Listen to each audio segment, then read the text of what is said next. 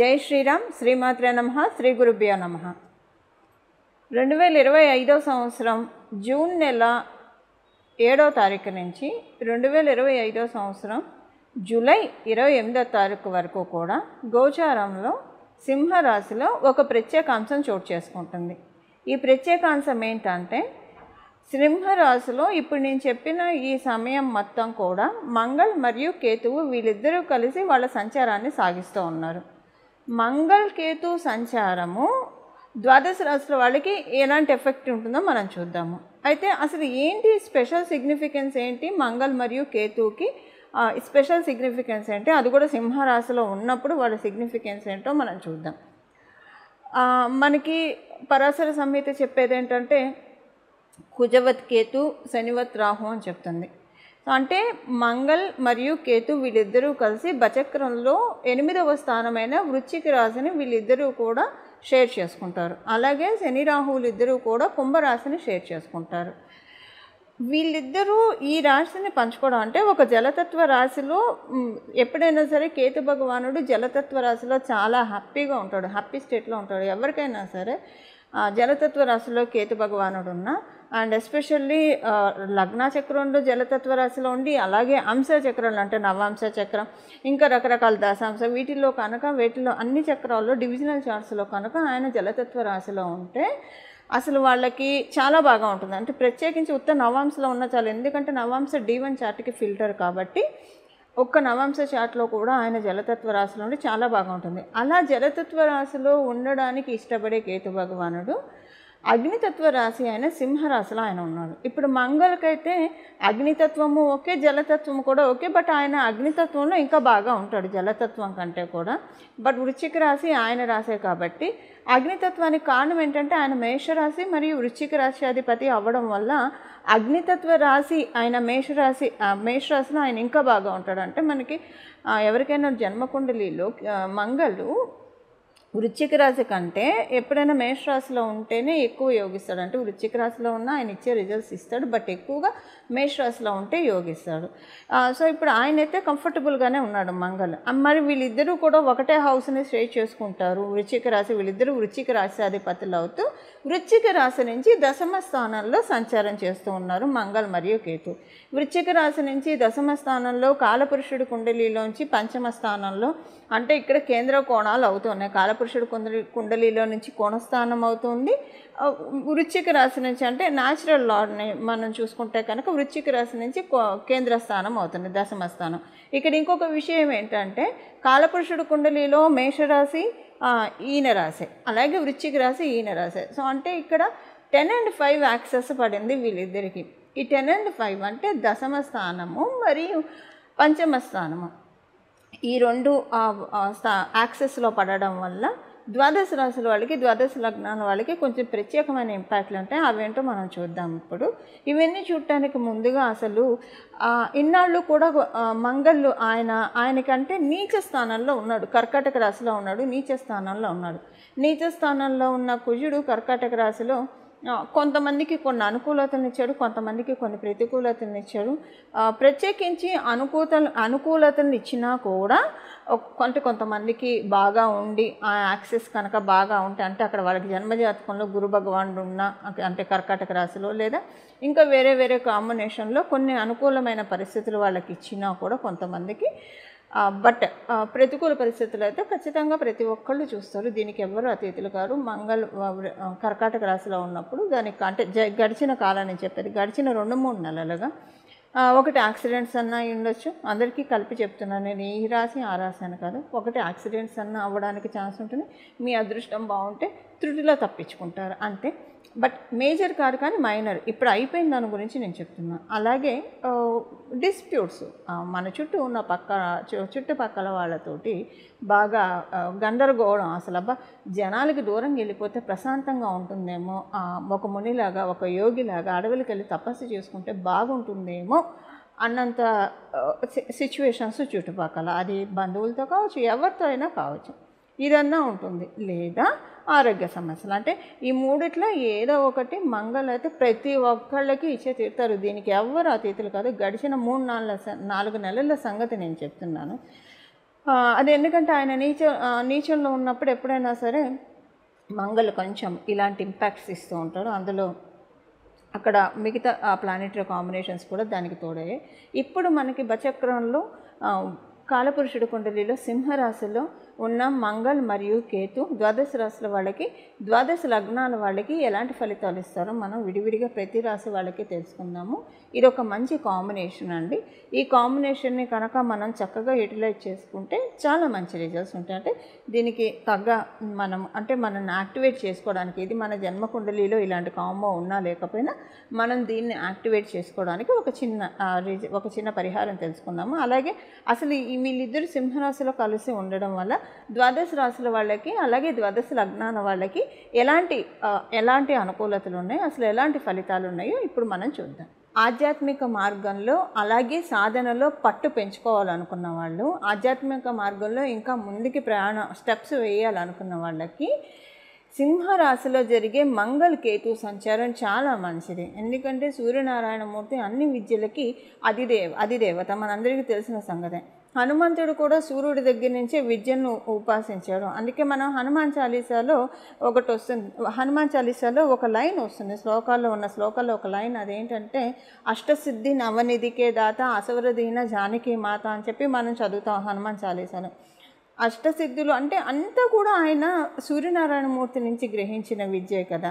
So Suryanarayanamurthy జ్ఞానప్రదాత, ఐశ్వర్యప్రదాత, అలాగే జ్ఞానప్రదాత, ఆరోగ్యప్రదాత, అన్నీ ఆయన సూర్యనారాయణమూర్తి ఇవ్వలేనిది ఏం లేదు. అలాంటి తేజోవంతమైన రాశిలో మంగళ మరియు కేతు వాళ్ళిద్దరూ ఉండడం అనేది ఇది నిజంగా ఆధ్యాత్మిక రంగంలో సాధనలో అంతకంతకు ఎదగాలనుకున్న వాళ్ళకి ఇది చాలా మంచి గోచారం, మంచి ట్రాన్సిట్ అని చెప్పాలి. దానికి కారణం ఏంటంటే అగ్నిస్థానము. మనకి బచక్రంలో ఇది అగ్నిస్థానము. అగ్నిస్థానాలు ఎప్పుడైనా సరే ధర్మ త్రికోణాలు. మనకి 159 అంటే మేషరాశి, కాలపురుషుడు కుండలి, మేషరాశి, సింహరాశి, అలాగే ధనురాశి, ఇవి అగ్నిస్థానాలు, ఇవి ధర్మస్థానాలు అని చెప్తుంది. సో ధర్మస్థానాలు, అర్ధస్థానాలు, కామస్థానాలు, మోక్షస్థానాలు అని ఇలా ఉంటాయి. ఇప్పుడు మనకి కావాల్సింది, ఇప్పుడు వీళ్ళు గోచారంలో సింహరాశిలో ఉన్నారు కాబట్టి అగ్నిస్థానం, కాబట్టి ఇక్కడ మనందరికీ కూడా ఆధ్యాత్మికంగా ఇంకా ఇంతింతే వటుడింతే అన్నట్టు మనం ఇంకా ముందుకు వెళ్ళి పెరగడానికి, అంటే గృహస్థాశ్రమ జీవితంలో మన పనులు మనం చేసుకుంటూ, నిత్య దైనందిన జీవితంలో మన పనులు మనం చేసుకుంటూ భగవంతుడితోటి కనెక్ట్ అయ్యి ఉండడానికి, ఎలాగైతే సతీ సక్కుబాయి కావచ్చు, ఇలా కొంతమంది మన ముందే ఎంతోమంది వాగ్గేయకారులు కావచ్చు, వీళ్ళందరూ కూడా భగవద్ ఉపాసనతోటి వాళ్ళ జీవితాన్ని వాళ్ళు ధన్యం చేసుకున్నారు. అలాగ వెళ్ళాలనుకున్న వాళ్ళకి కనీసం ఈ జన్మ తొలి స్టెప్ చేసుకోవడానికి ఇది చాలా ఉత్తమమైన ట్రాన్సిట్.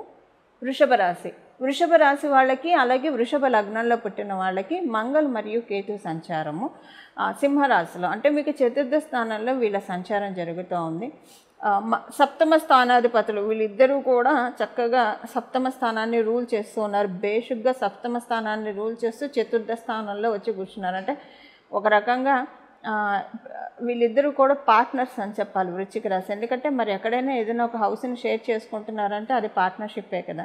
సో అలా అందులో సప్తమ స్థానం అంటేనే వ్యాపారము, పార్ట్నర్షిప్, ఇవన్నీ సూచిస్తున్నాయి. అలా వీళ్ళిద్దరూ చతుర్థ స్థానంలో ఉండి ఎలాంటి ఫలితాలు ఇస్తున్నారో ఇప్పుడు మనం చూద్దాం. మీకు ఇప్పుడు ఎలా ఉంటుందంటేనండి, గృహంలో అలాగే బయట రెండు చోట్ల ఒకటేసారి మీ రెస్పాన్సిబిలిటీస్ పెరుగుతాయి.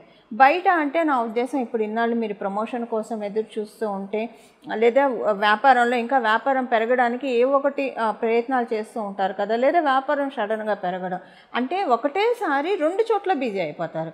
మీరు బయట ఉద్యోగంలో కావచ్చు, ఫ్రీలాన్స్ వర్క్స్ చేస్తున్నా కావచ్చు, లేదా వ్యాపారంలో ఉన్నా సరే అక్కడ బిజీ అవుతారు. ఇంట్లో కూడా బిజీ అవుతుంది, ఇంట్లో కూడా హడావిడి ఎక్కువైపోతుంది. ఎందుకంటే మీ ఇంటికి చుట్టాలు రావచ్చు, సడన్గా అనుకోని అతిథులు, అది కూడా మీకు అంటే అబ్బా ఇప్పుడు ఎందుకు వచ్చారా బాబు వీళ్ళు అనుకున్న వాళ్ళు కాకుండా మీ మనసుకి తృప్తి కలిగే వాళ్ళు, అంటే మన మనసుకి నచ్చిన వాళ్ళు, బంధువులు చాలామంది ఉంటారు కదా. సో అలా ఉన్న వాళ్ళు రావచ్చు. ఇటు వీళ్ళకి అటెన్షన్ పే చేయాలా, ఒకటేసారి ఇక్కడ కూడా మీకు వర్క్ ప్లేస్లో ఎలా ఉంటుందంటే మీ అటెన్షన్ని కోరుకుంటారు చాలామంది. ఇక్కడ బాగా బిజీ అయిపోతారు. అరే 2 ఒకటేసారి వచ్చిందంటే ఇట్స్ లైక్ ఏంటంటే ఒకటేసారి స్వీట్లు, అలాగే హాటు, అలాగే భోజనం అన్నీ ఒకటేసారి పెడితే ఒకటేసారి ఎన్నెన్ని తినగలుగుతాం? ఇప్పుడు మీకు అలా అనిపిస్తుంది. ఇప్పుడు నేను చెప్పిన ఈ ట్రాన్సిట్లో మొత్తంలో మీరు కనీసం ఎప్పుడో ఒకప్పుడు ఈ పాయింట్ చూసే తీరుతారు. ఎందుకంటే డెఫినెట్గా 2 చోట్ల ఆయన ఏంటంటే ఆర్మీ సోల్జర్ కదా, ఎక్కడ ఖాళీగా ఉంచనీయడు ఆయన మంగళం. సో కేతువు ఏంటంటే ఇప్పుడైతే ప్రస్తుతానికి అడ్డు చెప్పట్లేదు. ఎందుకంటే ఇక్కడ కేతువు కంటే అగ్నితత్వ రాశి అయిన కాబట్టి మంగళే బాగా బలంగా ఉన్నాడు కాబట్టి. కాకపోతే వృషభ రాశి వృషభ లగ్నంలో పుట్టిన వాళ్ళకి ఒక బెనిఫిట్ ఏంటంటే మీరు కనుక ఎక్కువసేపు దైవంతో కనెక్ట్ అయి అంటే ఎక్కువసేపు దైవంతో కనెక్ట్ అయి ఉండాలంటే నా ఉద్దేశం ఏంటంటే, సపోజ్ మీరు ఇంట్లో ఏదన్నా పూజ పెట్టుకోవాలనుకొని పెట్టుకోలేకపోతూ ఉంటే ఇన్నాళ్ళు, అది ఏ పూజ అయినా కావచ్చు, హోమం కావచ్చు, వ్రతం, సత్యనారాయణ వ్రతం లాంటివి కావచ్చు, ఏదైనా సరే ఇంట్లో పెట్టుకుందాం అనుకొని మీరు పెట్టుకోలేకుండా ఉన్నవి ఏవైనా ఉంటే కనుక ఇప్పుడు మీకు చాలా రైట్ టైం అనమాట. అంటే మీకు టైం కుదరక కావచ్చు, ఏదో ఒక రకంగా మీరు పెట్టుకోలేకపోతే ఇప్పుడు రైట్ టైం. అండ్ మీకు ఇది ఒక రెమెడీ కూడా మీరు పరిహారంగా కూడా భావించవచ్చు. మీకు శక్తి ఉంటే కనుక, అంటే అప్పు చేసి చేయకూడదు, శక్తికి మించి ఏ పూజలు కూడా చేయకూడదు. శక్తి ఉంటే ఒక సత్యనారాయణ స్వామి వ్రతం కావచ్చు, లేదా ఏదైనా ఒక చిన్న హోమం కావచ్చు, వేద ఆశీర్వచనం కావచ్చు, ఏదైనా మీ ఇంట్లో పెట్టించుకోవడానికి ప్రయత్నించండి. సూపర్బ్ ఉంటుంది మీకు. అంటే ఈ ట్రాన్సిట్ మంచి వరాన్ని ఇస్తుంది. ఇది అయిపోయాక కూడా దాని ఇంపాక్ట్ మీకు కంటిన్యూ అవుతుంది. ఏం వరాలు వస్తాయి మీకు అని, ఏం వరాలు వస్తాయని మనం చూస్తే కనుక మీకు కెరియర్ పరంగా, ఎందుకంటే వాళ్ళిద్దరూ కలిసి మీ దశమ స్థానాన్ని చూస్తూ ఉన్నారు. కెరియర్ పరంగా ఉన్న పాలిటిక్స్ ఏవైనా ఉంటే కనుక వాటన్నిటి నుంచి బ్రేక్ పెట్టేస్తాడు. ఇప్పుడు కేతు భగవానుడు ఉన్నాడు కాబట్టి చతుర్థ స్థానంలో ఆయన్ని ఇంప్రెస్ చేసే పనులు చేయాలి, ఆయనని ప్రసన్నత చేసే పనులు కనుక చేస్తే కేతు భగవానుడు ఎలా ప్రసన్నత అవుతాడు? ఒకటి మనం 24 గంటలు నామజపం చేయడం, భగవంతుడి భజన చేయడము, లేదా భగవంతుడికి సంబంధించిన కథలు వినడము, చదవడము, ఇలాంటి వాటితోటి కేతు భగవానుడు తొందరగా ప్రసన్నత పొందుతాడు. వీటిల్లో ఏదన్నా చేసినా పర్లా, లేదంటే వ్రతం కానీ హోమం కానీ ఇవి చేసినా పర్లా. వీటి వల్ల ఏమవుతుందంటే కేతు భగవానుడు ఏంటంటే ఎక్కడ ఉంటే అక్కడ కట్ చేసేస్తూ ఉంటాడు. మనకున్న సమస్యల్ని కట్ చేస్తాడు, కాంప్లికేట్ కూడా చేయగలడు ఆయన. ఆయన ఘటన సమర్థులు అని అంటాం కదా. సో ఆయన దగ్గర 2 ఉంటాయి, రాహుకేతువుల దగ్గర 2 ఉంటాయి. అటు ఉండగలుగుతారు, ఇటు ఉండగలుగుతారు. ఎక్స్ట్రీమ్గా చేస్తారు, ఏం చేసినా కూడా విపరీతంగా చేస్తారు.